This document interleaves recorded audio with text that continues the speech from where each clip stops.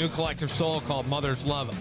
Are they playing in the Parenton Bowl this year? No, the only thing I've heard is Pigeons playing ping pong. Yeah, I know of a bunch of shows, and I haven't heard Collective Soul, but it would be great. It was a fantastic spot for it. I've heard of several shows for that venue, and I don't know why I thought Collective Soul was in that thing. They got a pretty decent lineup with some stuff that's coming. I know they're out with Hootie this summer again. Yeah, okay. So that probably won't be the... you never know. You get an off day here or there. Yeah, well, the management's from here, and I've always enjoyed them. All right, just a few more things on the O.J. Simpson stuff that's been everywhere and all over the place. O.J. Simpson, according to the New York Post, well, not them, but they have a story that says he once bragged about a sexual encounter with Kris Jenner. I remember this. O.J. said according to this story, and it went to page 6, I guess Robert Kardashian had gone to bed and Nicole Brown Simpson had gone to bed as well. And so O.J. and Kris Jenner are in the hot tub, and O.J. bragged that he stood up, pulled his shorts down, and he said, I'll give you exactly what he said. Quote, her eyes bugged out of her head, and then I fucked that bitch until I broke her back. Wow. And 9 months later, Kim Kardashian was born. Well, the story was Khloe. It was Khloe. So Khloe's, all our social media have been flooded with condolences on the loss of your father. She's so terrible. It's terrible. Like, how are his kids? Like, how did his kids have the kids that he had with Nicole Brown Simpson? Did they ever have any? Who knows? Yeah, I don't know what kind of relationship they had with him. I mean, because you got to remember, he did go to jail for the kidnapping for what? 9 years. 9 years, which is absolutely would never happen to anybody. But it was one. This is payback. It was payback. Yeah, in a way. So, but I know that I've looked up because you're curious, like how did the kids turn out? And like the one daughter doesn't look good. She just doesn't look like she took care. She's kind of like let herself go in some ways. The youngest girl, Sydney. Yeah, Sydney. Oh, and such a pretty little girl. I mean, it's awful. But I mean, like you've had such a chaotic childhood that wasn't your fault, and yet everywhere you go, you got to carry your father's legacy with you, regardless of whether you had anything to do with it. It's just so tragic. It's too bad that and you become hardened because of it. Sure you do. Well, everywhere you go, you're going to get questioned about it. I think like the you wish that you could say to somebody that is not representative of you, right? This doesn't mean anything to you, but your mom's gone, and that's the biggest thing. I mean, I saw something today where the difference between questions sons ask moms versus they ask dads. Mom, do you know where my homework is? Mom, where are my pants? Mom, is there any snacks? Mom, what time's dinner? Mom, what's for dinner? And then all of a sudden, Dad, where's Mom? You know what I mean? I mean, that it kind of just shows you. I don't think that that's exactly true. However, I would think moms are the most important. And the sad part was that they were in the house when it happened. Yes, they were in the house when I didn't. The whole I forgot that. Yeah. Do you think with him passing now, anything new will come out? Like, is there like that Geraldo Rivera mystery letter somewhere? I have always wondered. I've always wondered, and that'll lead us to this interview with Jack Foy. I have always wondered: are human beings really capable of keeping a secret? Does everybody have something that gnaws at them so much that they just tell like one person or somebody? And was that Al Cowlings? Al Cowlings dead? No, he's still alive. He's still alive. So I go, he's going to drive the hearse, Billy. Well, but would you believe Al Cowlings if he came out and said, OJ told me this 35 years ago? I don't think he'd ever would, because I think at this point, I think somebody would kill him. But I don't know. I told you earlier that there was a juror, and I think this might be the juror here. When you see those reactions, this is a juror from the OJ trial. Emotion, you got people screaming and cheering, people shaking their heads. Some people were in tears over it. Now, all of these years later, what do you think about the decision. And now O.J. Simpson, we've been talking about parole and sort of his future. We've seen how things kind of played out after the trial. What do you think about your decision now and the way that the country reacted to it? Well, again, and I will always defend the decision itself, that it was always based on evidence as presented at the trial. And so based on that, I never had any qualms or any misgivings about the decision we made at that time. As far as for the reaction is concerned, I do believe that a lot of the reaction was media driven as far as for all the interest that was going on in the trial at the time, and the concentration of I think the coverage was probably more geared towards indicating that he was probably a guilty person. And I know that the two different communities responded differently about that, of course, and I'm referring to the white as opposed to the African American communities. But I think it was just that people didn't understand exactly all of the things that were presented at trial. And I'm pretty sure the average person may have seen a bit or a piece there about the trial. Maybe those bits and pieces were what they used to make their decisions themselves within themselves about it. But the thing about it is, when you go back to the complete picture of the wholeness of the trial, from my perspective, there was only the one decision that I could render at that point. Isn't that interesting? Because I'll tell you, we watched those documentary pieces, and the lady goes, "Yeah, I think he was guilty, but I found him innocent." Yeah, it's funny because Or I said he was innocent. the information that was there presented to them was not the same information that we got. You know, like there's a lot. Well, like, didn't they have live coverage, gavel to gavel, basically? On yeah, like TV? the whole thing with Mark Furman using the N-word, that whole thing being played out. That the jury never saw that. All they got was Furman going or pleading the Fifth Amendment. That's all they got. They didn't get the whole. Oh, did you plant any evidence? I wish to assert my Fifth Amendment privilege. So where did all that N-word stuff come from? I thought that he was asked that on trial. Judge Ito, it came out in the preliminary hearings, right? And so, which eventually led to a trial. They didn't have a grand jury. They had preliminary hearings, and a judge at the time, which was not Ito, was a different judge, ruled that this case needs to go to court. She cited another case about it. So when it goes to court, you got all this stuff about Furman that's coming out that came out in the preliminary hearings. And Ito, Judge Ito, who, by the way, we have not heard from since this trial ended. Yeah. He came out and said, I think it's in the public's best interest to hear these tapes or on the tapes, and I will decide whether or not they can be admitted to evidence. And he didn't. He did not admit them into evidence, but he heard them with, like, I remember CNN, like the F word and the N word. I'm like, holy cow, I can't believe they're actually. So they put it out. They put it out. The court, like, Ito allowed the defense to put these tapes out.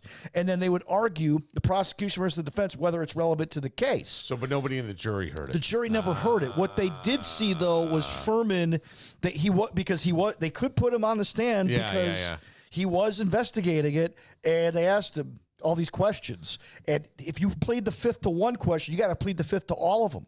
And so, and then finally, F. Lee Bailey, who was working pro bono actually on this case, goes, and did you in fact manufacture or plant any evidence in this case? I wish to assert my Fifth Amendment privilege, right? And the jury, so going back to everything, plus the glove that they made him try, which was ridiculous.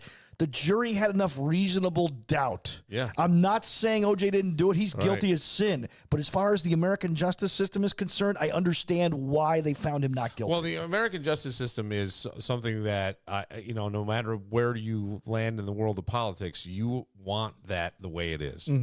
God forbid you ever end up on, you want a fair trial or as fair a trial as you can possibly get. And I think this is one of the countries in the world where that can happen. Yes. And there are many people who fought to keep that way. I don't, it's interesting that you say that, because I think that at least in the public persona, where all that evidence was available and heard and not from a sequestered jury, I think there was a real racial divide if you were white, you thought he did it. If you were black, maybe you didn't. I don't know. And I'm not saying that's the case for every white person and every black person, but it sure seemed like the majority of either race certainly went that way. And I guess it showed the racial divide. But I thought there was also, and maybe it was done for sensationalism a little bit, I thought in one of the pieces, and it might have been the piece that ran on ESPN, the documentary where they interviewed a woman who was on the trial. She was a black woman on the trial, or jury, excuse me, and she said I think she said, yeah, I think he did it, but I found him innocent. And then Ezra Edelman kept asking her questions. He was the director. He kept asking her, wait a minute. So Yeah. you believe he did it, but why did you find him not guilty? And then she went through it. If you listen to her talk about it was like all the shit we've ever put up with. This is our chance to go.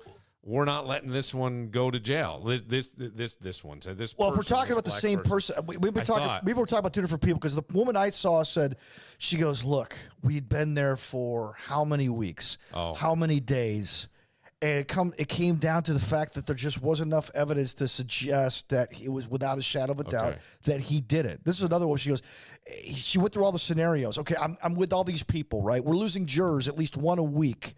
We're sequestered. We're away from our families. We can't see these people. And when they gave us the case, we just wanted to get the F out. And they did. I mean, they had a decision in 3 hours, which is ridiculous. In fact, like in the OJ, not the documentary, but the FX series of People versus OJ Simpson, none of the lawyers expected to be back the following Tuesday. They were thinking about taking a vacation for a week or a month. There's one line where Marcia Clark, who was the lead prosecutor, tells Christopher Darden, "What if I don't hear from you? Call me anyway." Like, they weren't planning on seeing each other. Then they bring everybody into, like, Johnny Cochran's office, and Shapiro's losing his mind. It just takes an hour just to fill out the forms. I mean, they're like, I can't believe this. They actually were going to announce the verdict that day, but the only attorney there for OJ was Carl Douglas, which, by the way, is a riot. He is a star in that documentary. And they're like, well, maybe we should have Mr. Cochran and Miss Clark, because all these people went away. Yeah. They had to rattle all the people up and bring them in and say, we're going to do this on a Tuesday. So whether or not OJ did it, I think that this many years after, you're just exactly 30 years after, you almost start to think that, yes, he did it. Mm-hmm. But you always wonder when you do something like that, do you think about it? Does it come back to haunt you in some way? So earlier today, there was a 98-year-old guy, as I said, who came in for the Copcast. And this is just a clip. It'll drop next week, Copcast, with Jack Foy. And Matt Barnes was in here kind of doing the interview. And I found this to be just very interesting, and it made me think immediately of OJ because the news was just coming out that he had passed. And to hear what this guy says and then just think of OJ. It's happened about the second or third day I was in combat in the Czar Valley. And we were just going through a woods, and all of a sudden this German soldier popped out from behind a shed. The first German soldier I ever saw. And he saw me at the same time I saw him, I guess. And he started to bring his rifle up. I brought my rifle up a little bit faster, I guess, and I put 2 rounds right into him. And he went down, and we kept going. And I walked by him. He was laying in. So he was a young kid, probably 20 years old or so. And it's something I never forgot. I always felt bad about it. I shot a guy. I killed a man. But it was something we had to do. And the heck of it is, I did it many times after that. I was a machine gunner most of the time in a rifle company, and that was our job. That's what we did. And I don't mean to touch on, I guess the dark areas, but that is war, you know, and I can't even imagine what you felt at that particular point. And, we call you guys the greatest generation for a reason. I'll say thank you to you when you're wearing your hat, or we know you served and something like that. But that's the reason people say thank you, is because we know you've never forgotten that particular moment in time. It's hard. Sometimes, you're just sitting in your easy chair at home and memories come flooding back. I'm sure they do. And you say, how the hell could I have done such a thing? How the hell could I have done such a thing?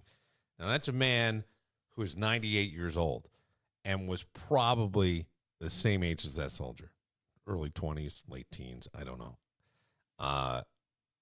I just wondered if OJ ever thought at some point, how the hell could I do such a thing? Or clearly war is different, right? There you can, I mean, it was either shot or be killed. You know, we were in that situation. And he had many other things that he said along those lines that were, but, you know, combat. So it's not the same as I would, it's not the same as OJ. So you just wonder, but I just, in some capacity, did he ever think in his own mind, how could I have done that? Or did he completely black out? There are those moments where psychologically you just black out. You don't remember or whatever it is, or you compartmentalize, or I have no idea. But I was thinking of that because you hear that, and I think that's something with war that I've never, ever. I mean, I know Barnes is saying that's why we all thank you and all that. I don't think I ever thought of what they actually did. I don't think that I was aware. I've never sat in a room with somebody and heard that. Yeah. I have thought I felt so bad, and then they come flooding back, and I think, how could I have done that? I've never heard a person say that about war. I've never, I guess, had a real discussion with somebody about the actual atrocities of war. When you fight for something you believe in, and everybody, would they go to the war, whether they were a Nazi or they were an American, an Allied soldier, you're usually, if you're there, you chose to be there, and you're believing in what you're doing, and you believe that you're fighting on the side of good, even though he sounds like he didn't want to have to do that, but he had to. And we've all seen the results in Saving Private Ryan, where they have that one Nazi digging his grave, and Tom Hanks' character lets him go and says, "Turn yourself into the first American you see," and he ends up coming back and killing half the crew later on in the movie. So it's either you kill them or they kill you, period. But there's an understanding there. Murder, on the other hand, is way different. I think OJ looked at it like, I'm sure he had his moments, especially that week leading up to the fact, even because now on his deathbed, you know. Maybe, but in the time between when he went to trial, through getting off, all the way to Las Vegas, and then the aftermath of what happened 9 years after those 9 years, I felt that O.J. Simpson gave the impression he was a sociopath.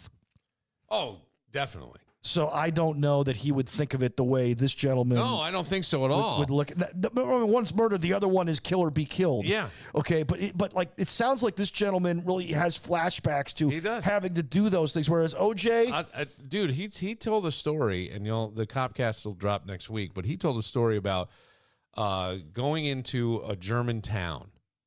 And the men who fought in World War I from there basically went, comrades, and surrendered immediately. Mm-hmm. He said it was the young kids who were, and again, I'm going to say that war is an old man's idea executed by young men. You need the young men because they feel invincible.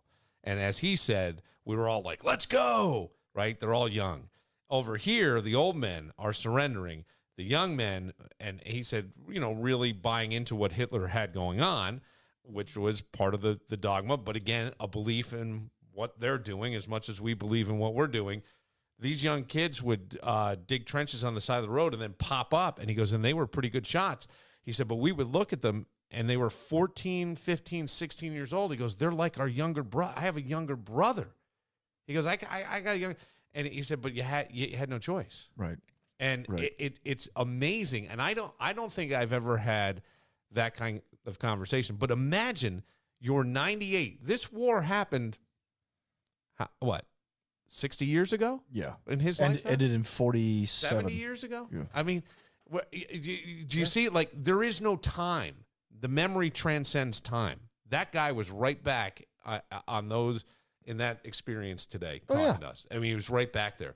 And it just was amazing. And then he told something that I have never heard ever in any history book or anything. He talked about they're walking into a German town and the stench. He goes, it just was overwhelming. And as they came down into the town, that's where a concentration camp was. And they get there and there are bodies everywhere and all this. Well, the short of it is they took the concentration camp. He didn't talk about this on the podcast. I hope I'm not speaking out of school, but I think it just speaks volumes what he said happened. They go in, they disarm every German soldier, they're surrendering. There's right. The Americans have taken over. They take all the Germans' guns. They give them to the Jews, and they leave. And the German and the people in the concentration camp, and I don't know as to what state of physical ability. Don't forget, many were starved. Yeah. Because he said they were so emaciated, some of them, but that they killed all the Germans except for one who had been nice to them. Okay. Wow. That's what he said. I get it. I had never heard, but did you ever hear like they gave, they free, like, hey, you handle it. You have the right to do this. And they walked away. I'm sure they didn't walk away. I'm sure they stepped out and said, "You got 10 minutes." Yeah, or whatever. We'll be right here in case this, something. We're gonna take a break. But I was like, you didn't question anything. I'm saying just like, kinda but stunned. these memories were just so vivid in his mind. And I just was wondering at the same time, again, we're talking about completely different psychological landscape, I'm sure, or mindscape, I guess you would call it, with OJ. But at some point, at any point, if he really did he ever stop? And I mean, to even be able to joke about it, to me, is almost a sign that you did it in a way.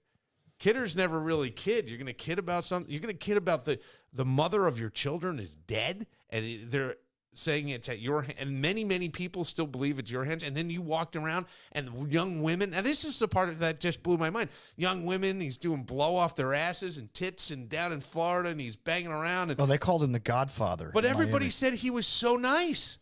I know people who said they were at restaurants and things. Somebody said he was doing an autograph signing. OJ still owes me money. I lost 1 million tips because he was at a bar up the street in Florida when he moved down there.